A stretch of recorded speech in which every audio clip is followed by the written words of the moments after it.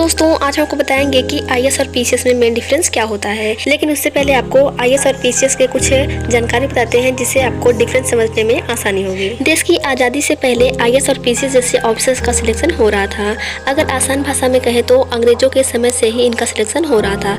हालांकि तब इसका नाम अलग था। अंग्रेजों को भारत में सुचारू रूप से शासन चलाने और टैक्स कलेक्ट करने की जरूरत पड़ती थी, तो उन्होंने उच्च कोटि के अफसरों की भर्ती शुरू की। उन्होंने ICS यानी कि इंपीरियल सिविल सर्विसेज के नाम से प्रशासनिक सेवा आरंभ की। इनमें चुने गए ऑफिसर्स उस समय ICS कहलाते थे। आज़ादी के बाद इस सर्विसेज को ज्यों के त्यों रखा गया। हालांकि इसका नाम ICS से बदलकर IAS रख दिया गया। वहीं आज़ादी के बाद राज्य सरकार भी अपनी शासन व्यवस्था को सुचारू रूप से चलाने के लिए IAS की तरह ही अपने ऑफिसर्स की नियुक्ति कर दी।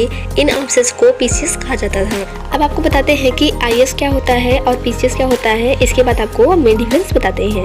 एक IAS भारत की अखिल भारतीय सेवा का प्रशासनिक भाग है। यह ऑफिसर्स केंद्र सरकार, राज्य सरकार और सार्वजनिक क्षेत्रों के उपक्रमों में पदस्थापित होते हैं और सरकार के सुचारू रूप से परिचालन में महत्वपूर्ण भूमिका निभाते हैं। IAS ऑफिसर्स की भर्ती संघ लोक सेवा UPSC आयोग द्वारा किया जाता है। इस परीक्षा में पास होने वाले स्टूडेंट का सिलेक्शन भारत सरकार द्वारा राज्यों को किया जाता है। इस परीक्षा में टॉप मेरिट वाले स्टूडेंट को IAS ऑफिसर बनाया जाता है। अब इसके बाद PCS ऑफिसर की बात करते हैं। UPSC की तरह हर राज्य की अपनी पब्लिक सर्विसेज कमीशन होती है। इन पब्लिक सर्विसेज कमीशन के द्वारा राज्य स्तर पर परीक्षा के द्वारा विभिन्न अधिकारियों की नियुक्ति होती है। इन ऑफिसर्स को प्रोविंशियल सिविल सर्विसेज या PCS कहा जाता है।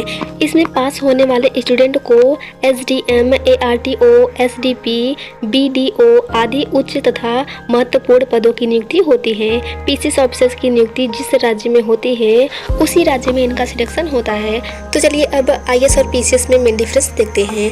IAS ऑफिसर का चयन केंद्र सरकार के द्वारा किया जाता है, जबकि PCS ऑफिसर का चयन राज्य सरकार के द्वारा किया जाता है। राष्ट्रपति के द्वारा IAS की नियुक्ति की जाती है, जबकि PCS की नियुक्ति राज्यपाल करता है। IAS संविदा पर किसी भी राज्य में कुछ समय तक अपनी सेवाएं दे सकते हैं। वहीं PCS ऑफिसर संविदा अलग अलग विभागों में काम कर सकते हैं। हालांकि PCS ऑफिसर सिर्फ अपने राज्य में ही काम कर सकते हैं। IAS ऑफिसर अपने करियर की शुरुआत लाल बहादुर शास्त्री एकेडमी मसूरी में ट्रेनिंग के बाद आवंटित केंद्र में जिला प्रशिक्षण करते हैं। फिर राज्य प्रशासन में वो उप जिलाधिकारी ADM के रूप में काम करना शुरू कर देते हैं। उन्हें एक जिले या तहसील का प्रभार दिया जाता है।